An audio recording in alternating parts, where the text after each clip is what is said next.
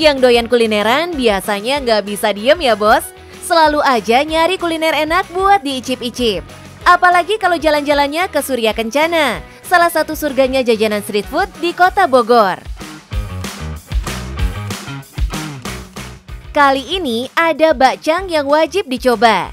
Bakcang panas Pak Hadi yang selalu seliweran di medsos. Saking viralnya, beberapa artis sampai datang kemari buat icip-icip bos. Yuk kita samperin Pak Hadinya bos. Sekalian kita ulik bisnisnya. Halo bos, selamat datang di Bakcang Panas Pak Hadi yang lagi viral. Penasaran? Tetap di cuan bos.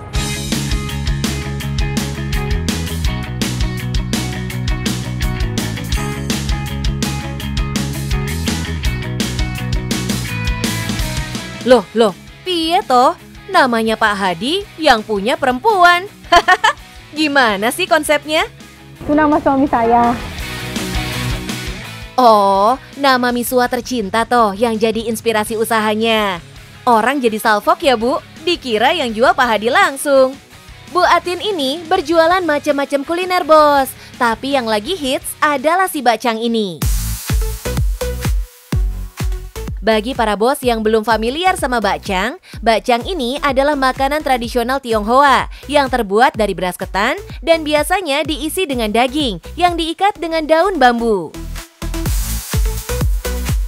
Bu Atin ini udah jualan bakcang sejak 2 tahun lalu di Jalan Surya Kencana ini bos.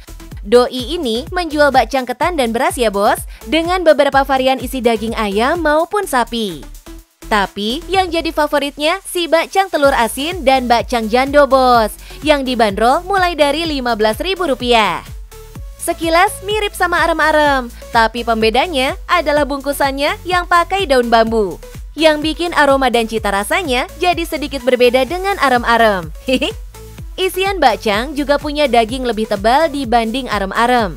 Apalagi kalau diganyemnya pakai cungkring, kikil sapi dengan bumbu kacang. Wah, auto bikin ketagihan bos.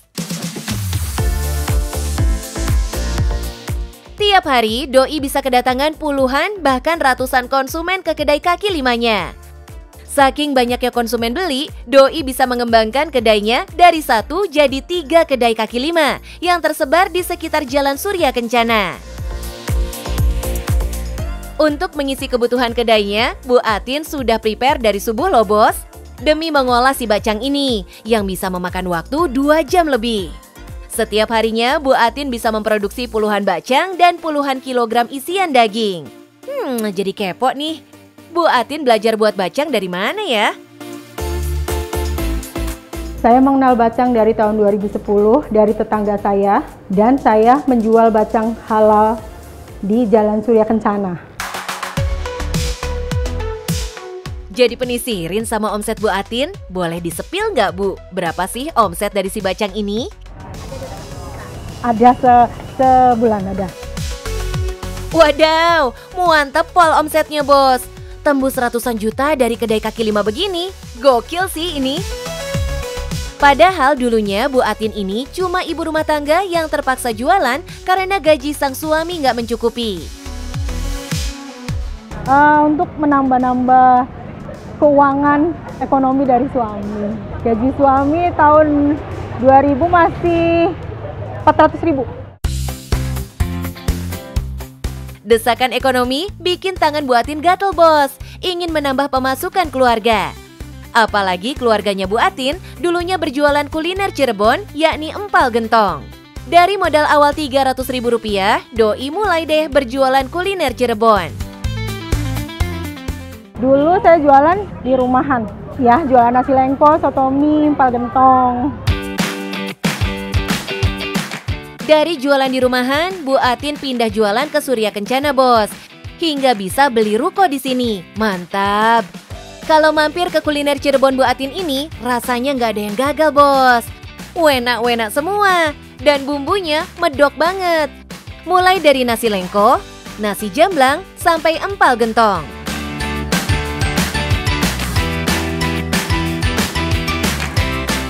Mungkin banyak orang-orang yang merantau di sini pada pengen penasaran makan khas Cirebonnya. Jauh-jauh ke Cirebon, di Bogor juga ada mungkin.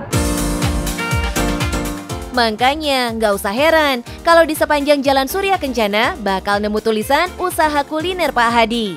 Karena emang ini semua jualan Bu Atin. Selain jualan kuliner, Bu Atin udah pernah nyoba macam-macam usaha bos. Bahkan pernah sampai rugi 1,2 miliar di bisnis properti. Banyak, udah pernah nyobain semua usaha, dari perumahan juga pernah nyobain, terus bikin onderdil mobil juga pernah nyobain, sampai warnet, buka sembako, kafe-kafe udah pernah nyobain, kos-kosan, kontrakan juga. Namanya bisnis kudu passion dulu ya Bu, apalagi Bu Atin doyan masak. Makanya rezeki Bu Atin lancar terus bos. Yang penting sukses terus Bu. Kalau mau kaya, jadi pengusaha. Yang penting, cuan bos.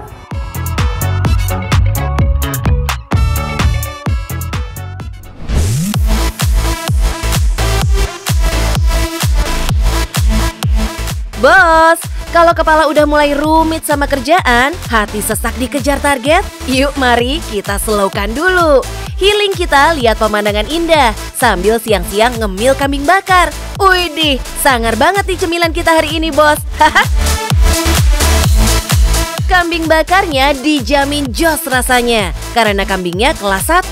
Yes, kita sekarang lagi berada di perbukitan Menoreh, Kulon Progo, Yogyakarta bos. Makanya hawanya seger bener, bebas polusi. Padahal di sini tuh ada peternakan kambing dan domba loh. Biasanya kan baunya ampun-ampunan ya, tapi di sini bersih banget bos. Saking bersihnya, banyak banget yang sampai milih camping buat healing di sini. Hihi, camping bareng kambing nih ceritanya. Halo bos, saya beternak kambing sejak tahun 2008 di atas perbukitan Menoreh dengan luas lahan 3 hektar. Mau tahu bagaimana bisnis saya? Tetap di Cuan Bos.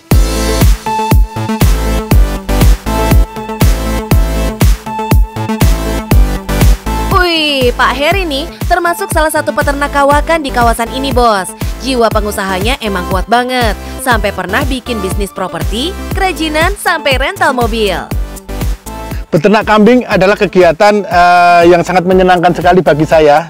Dan ini adalah pekerjaan sunnah Rasul yang hampir semua Nabi dan Rasul melakukan pekerjaan beternak kambing dan domba. Dan ini adalah salah satu pilihan hidup saya.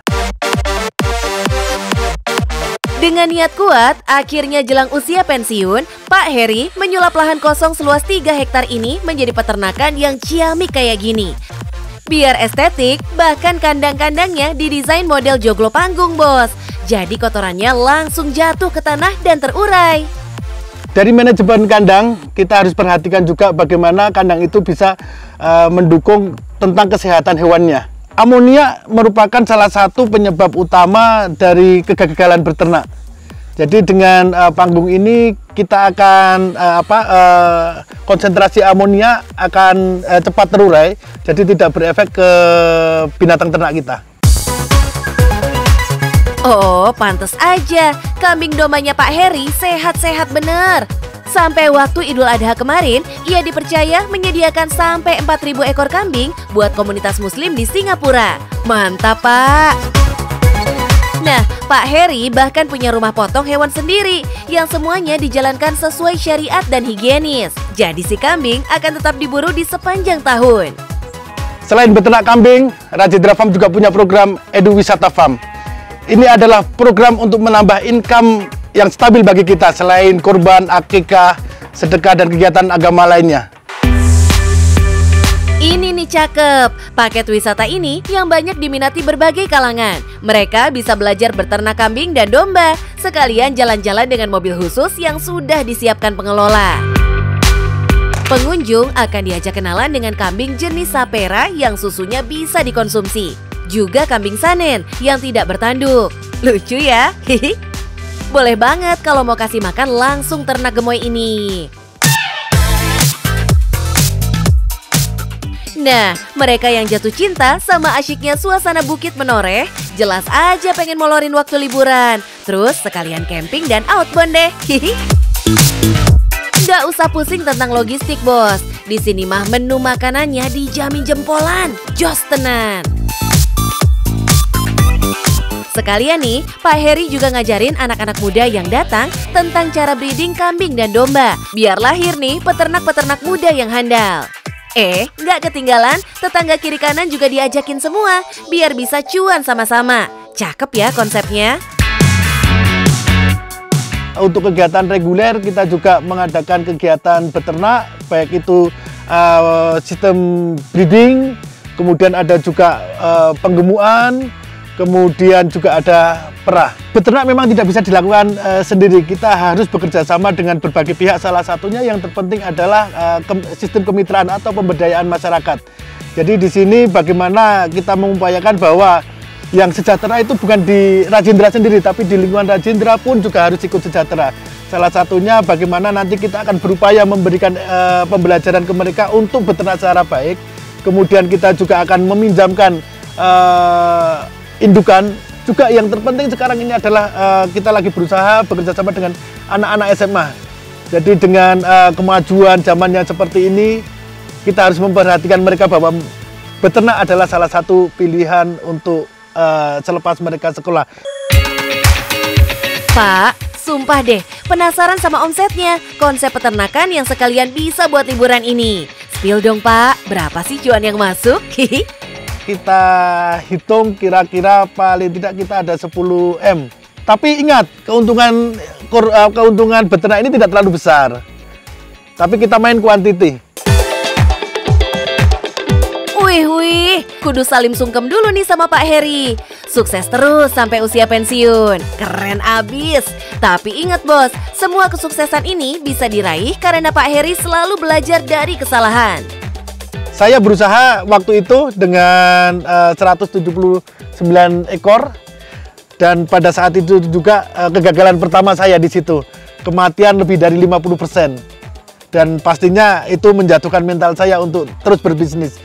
Tapi saya terus berjuang, berlanjut usaha ini dan alhamdulillah sampai seperti ini.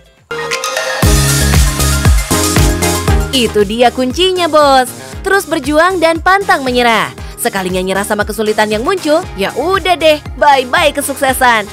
Makanya, yuk kita tiru semangatnya Pak Heri, biar suksesnya ngikut terus sampai nanti. Nah bos, sudah tahu kan bagaimana bisnis saya?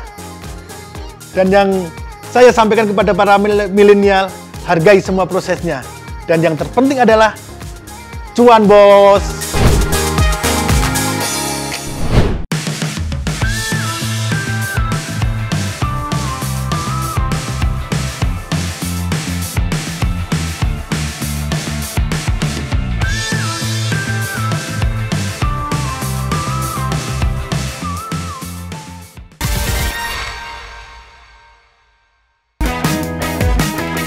Salah satunya ini nih, Andriansyah, yang kekeh jualan bakso kribo miliknya sampai harus terlilit hutang sampai ratusan juta rupiah.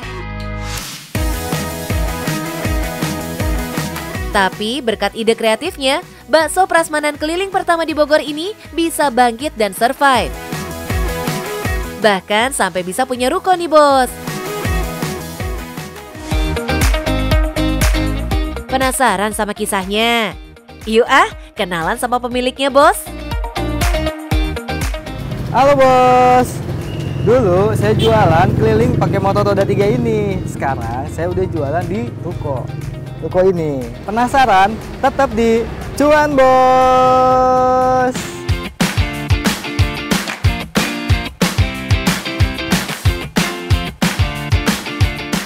Wadidaw, vibes bakso prasmanan emang masih eksis sampai sekarang ya bos? Apalagi Doi termasuk pelopor pertama bakso prasmanan di Bogor. Jadi bakso kribo ini bakso prasmanan pertama yang ada di Bogor. Awalnya tuh saya iseng-iseng kan ya. Tadinya kan masih jualan di rumah. Tapi kok di rumah jualan kok gini-gini amat gitu ya. Yang beli ya itu lagi gitu. Akhirnya buka-buka YouTube lah. Ketemulah bakso prasmanan tapi di Yogyakarta. Saya pikir, wah di Bogor belum ada nih. Yaudah kita bikin deh. Cuman waktu itu pakai motor roda 3 bikinnya. Baksonya ambil sendiri kak? Iya. Alhasil, Bang Andri mulai mencoba usaha jualan bakso prasmanannya dengan jualan keliling pakai roda 3. Lambat laun, usaha baksonya mulai besar dan Doi mulai jualan di ruko, bos.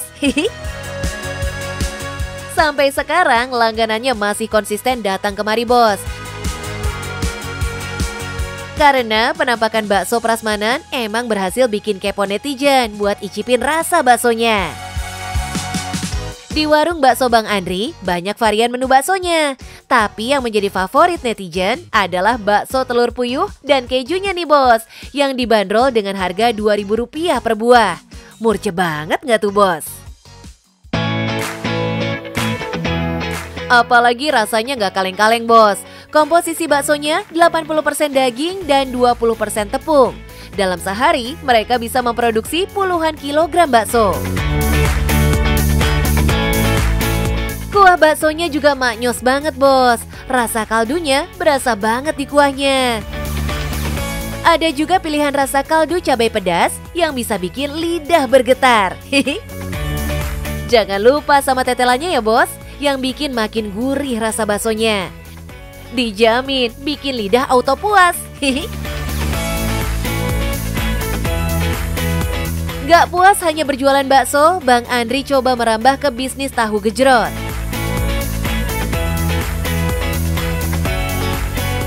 Nah bos, selain buka bakso, sekarang saya buka juga tahu gejrot yang rasanya tuh bisa bikin lidah keriting. Karena kita pakai belimbing ulu. Bukan sembarang tahu gejrot yang dijual Bang Andri. Tahu gejrot buatannya punya rasa spesial. Ada perpaduan belimbing ulu di tahu gejrotnya. Yang bikin rasa tahu gejrotnya asam di lidah dan segar, bos. Bang Andri perlu waktu berbulan-bulan untuk menemukan resep ini, bos.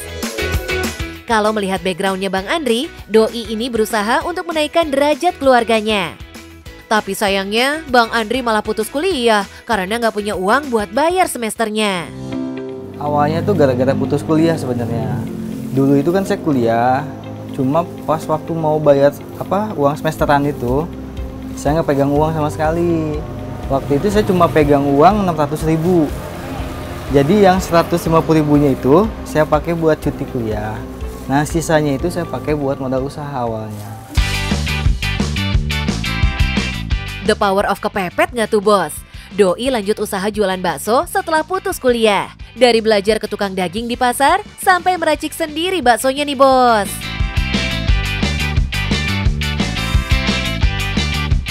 Usaha jualan baksonya maju pesat, bos. Lebih gokil lagi, Bang Andri sampai bisa punya beberapa cabang. Tapi sayangnya, usaha baksonya bangkrut. Hingga Doi terlilit hutang sampai 300 juta. Demi bisa melunasi hutang-hutangnya, Bang Andri sampai jadi ojol, bos.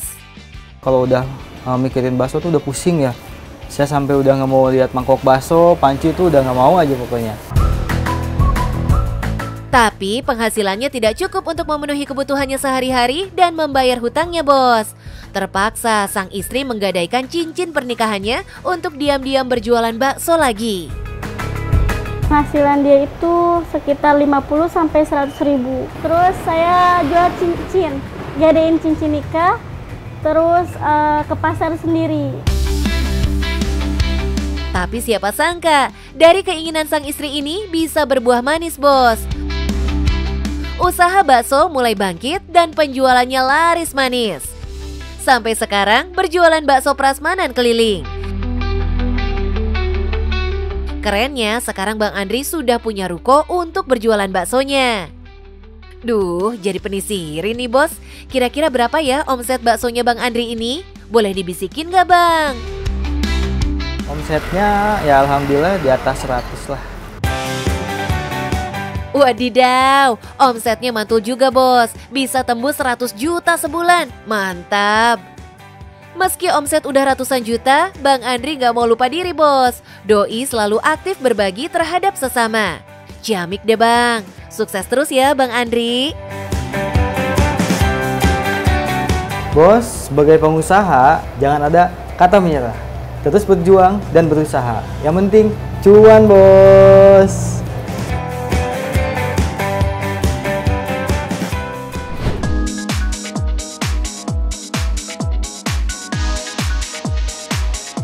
Waduh bosku, udah Jakarta tuh tiap hari macet, makin semrawut pula gara-gara parkir liar begini nih. Mumet deh pala Barbie. Lihat aja ya, kalau pas lagi jatuh apesnya, rasain tuh pada kena derek petugas. Haha, bikin repot banyak orang sih.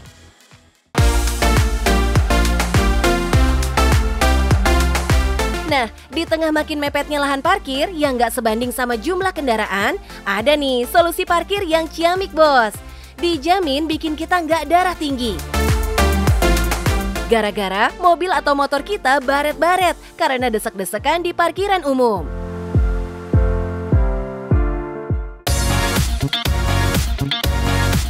Udah iri tempat, bisa nampung banyak. Kendaraan dijamin aman. Plus cuannya ratusan juta pula sebulan. Cihuy nggak tuh? Halo bos, mau parkir tenang tanpa mikir dan motor yang nggak lecet-lecet? Nah, sekarang kita punya tempat parkir yang udah terkini dan menggunakan lift. Nah, mau tahu di mana? Ikutin aja di Cuan Bos.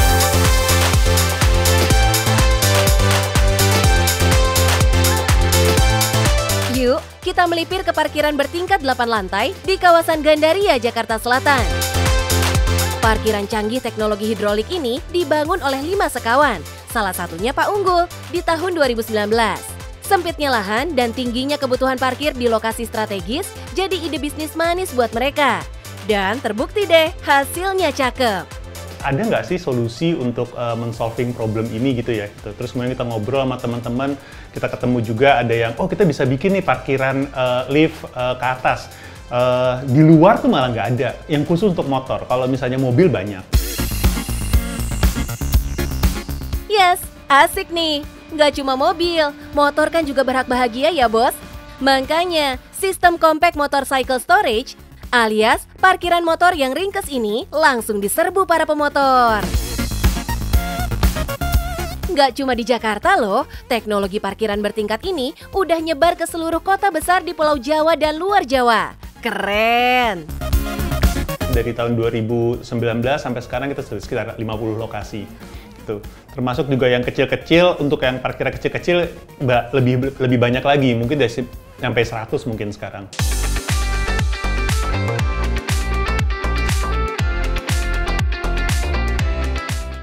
Jangan sedih bos. Siapa bilang parkiran canggih begini harganya mahal? Tarif parkir motor susun ini cuma 7 ribuan untuk 12 jam. Bahkan kalau mau nginep, cuma nambah 3 ribuan aja. Gila, artinya kan cuma 500-an perak sejamnya bos. Percaya nggak kalau lahan parkir ini tuh cuma 80 meteran persegi aja? Tapi bisa nampung hampir 600 unit motor per hari. Widih! Nah, apartemen motor ini dibangun pakai sistem elevator hidrolik dengan rak bersusun setinggi 1,5 meteran. Yang bikin makin cuan, sistem ini tuh irit banget kebutuhan listriknya. Kerennya lagi, semua teknologi ini tuh didesain dan dirakit sendiri sama SDM kita loh bos. No impor-impor club deh. Ini sih cakepnya maksimal namanya. Ini hasil karya 100% anak Indonesia dan semuanya dibangun sama anak-anak Indonesia semua, Mbak. Di luar negeri karena nggak ada, Mbak, event solusi seperti ini. Nah, Pak Unggul, teknologi keren begini butuh perawatan khusus nggak sih? Jelas butuh, Mbak. Jadi kita harus selalu setiap berapa bulan sekali datang ke sana, dan kemudian kita juga punya tim yang memantau secara online dari keseluruhan sistemnya. Jadi ketika terjadi masalah, kita bisa memperbaikinya secara online. Terus kemudian juga kalau memang kita perlu datang ke sana, kita datang ke lokasi. Jadi kita juga ada merancang bahwa itu bisa anti terhadap gempa dan lain sebagainya.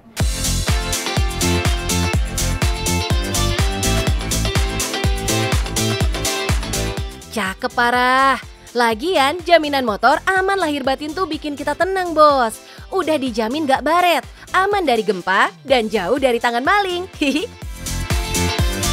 Nah, biar gak rempong nyiapin duit recehan tiap hari, bisa banget daftar member. Cuma 150 ribuan per bulan. Jadi cuma 5 ribuan deh jatuhnya per hari. Ngirit pol kan? Tapi, Pak Unggul dan kawan-kawan juga sempat puyeng 7 keliling waktu pandemi menghajar, bos. Semua orang pada kerja dari rumah, nggak ada yang parkir deh. Pahit banget tuh masa-masa itu. Kita harus melakukan banyak promosi dan lain sebagainya untuk supaya lokasi kita diketahui sehingga dapat meningkatkan lagi kepercayaan dari pelanggan. Itu yang pertama. Terus kemudian yang kedua adalah karena saya nggak sendiri, di sini ada founder-founder yang lain, membangun kepercayaan di antara semua dan komunikasi yang baik di antara semua juga menjadi sebuah tantangan. Dan yang terakhir juga mencari lokasi-lokasi yang pas untuk dipergunakan sebagai tempat parkir. Wah, untungnya seluruh tim pada kompak ya. Jadi masa sulit pun bisa terlewati dengan mulus. Nah, nggak cuma lewat medsos, bos. Agen promo terbaik, ya jelas para pemotor yang happy itu. Jadi, mereka tuh yang rame rekomendasiin tempat parkir ini ke teman-teman mereka. Hasilnya, cuan pun ngalir deres dari parkiran ini, bos. Kalau dari satu lokasi mungkin kisarannya antara 100 sampai 200 juta ya, satu lokasi. Tapi tergantung daripada besarnya lokasi. Wadidaw, ini sih beneran Kang Parkir Tajir melintir namanya. 200 jutaan cuma dari satu lokasi, bos. Lah kalau di total sekalian 50 lokasi lainnya, bisa nembus 10 miliar, bos. Nangis nggak tuh? Tapi Pak Unggul, terus gimana dong nasibnya tukang-tukang parkir jalanan itu? Kita nganggap semuanya teman. Karena seperti parkir di pinggir jalan, kita bahkan mengajak mereka bekerja sama. Kita mencoba untuk memodernisasi mereka gitu kan ya, memberikan sistem, mendigitalisasi dan lain sebagainya, sehingga ujung-ujungnya yang akan diuntungkan adalah pengguna jasa parkirnya. So, gimana bos? Pengen juga bisnis parkir canggih di tempat Anda? Kita bocorin modalnya ya. Nggak nyampe 100 juta bos. Masih masuk akal kan kalau lihat teknologi dan potensi cuannya? Jadi, cus, kontak Pak Unggul, biar cepet teken kontrak kerjasama. Hihi. Halo bos, gimana? Tertarik untuk bisnis parkir kekinian? Nah, kalau tertarik, jangan lupa, pertama kita harus selalu fokus. Yang kedua, kita harus selalu mementingkan pelayanan terhadap pelanggan. Dan yang ketiga, kecepatan dalam melayani menjadi sebuah hal yang sangat penting. Dan yang terakhir, cuan bos!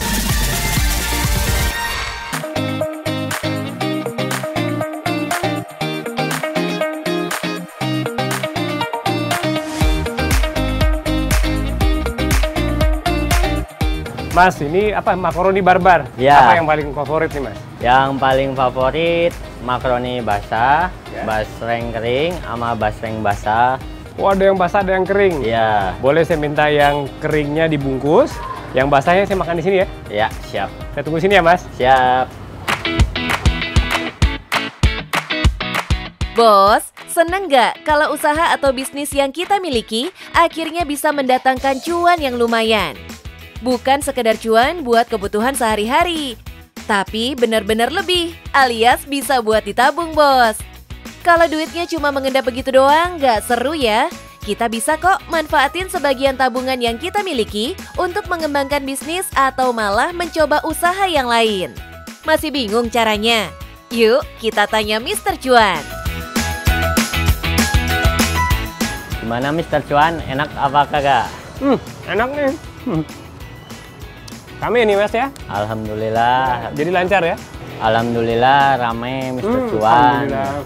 Ya, dari penghasilan ini bisa dikit-dikit nabung. Mantap, bagus. Ya. Ini pengen berkembang. Kira-kira yang bisa saya nggak repot, tapi menghasilkan cuan gitu. Kira-kira apa ya, Mister? Ada solusi? Jadi rencananya malah mau bikin bisnis lain gitu? Iya, bisnis Mau lain.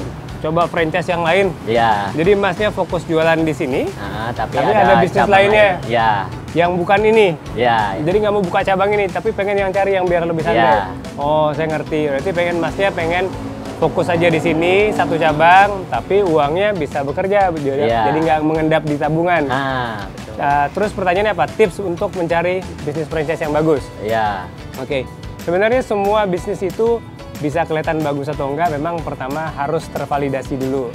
Caranya gimana? Lihat dulu nih, kita mau beli sesuatu, franchise-nya itu cabangnya udah berapa banyak. Kalau andaikan satu cabang bagus, itu belum teruji. Kenapa? Karena belum tentu di lokasi lainnya itu dia juga bagus. Nah, coba cari nanti bisnis-bisnis yang kalau mau di franchise, dia sudah banyak cabang. Dan di banyak cabangnya itu kita minta laporan keuangannya. Mas mau tahu dong di Bintara berapa, di Bekasi berapa, di Depok berapa omsetnya, dan kemudian di cabang-cabang lainnya berapa omsetnya. Kalau Anda kan memang sudah terbukti omsetnya di banyak cabang itu bagus, dan kemudian ada keuntungannya setiap bulannya, berarti itu lumayan tuh, bagus tuh. Yang kedua, kalau Mas tadi kan tujuannya biar nggak repot. Ya. Nah, carilah bisnis-bisnis yang franchise-nya itu autopilot. Jadi bukan yang setelah dijual gerobak, tapi orangnya itu harus yang mitranya harus mengelola sendiri. Nah, yang ketiga yang juga paling penting, pastikan juga nanti budgetnya sesuai. Mas juga tetap harus pegang tabungan, karena buat dana darurat kan. Siapa tahu ini juga kan nanti akan berkembang, ini bisa membuka cabang lainnya. Coba nanti cari, lihat nih budgetnya ada berapa.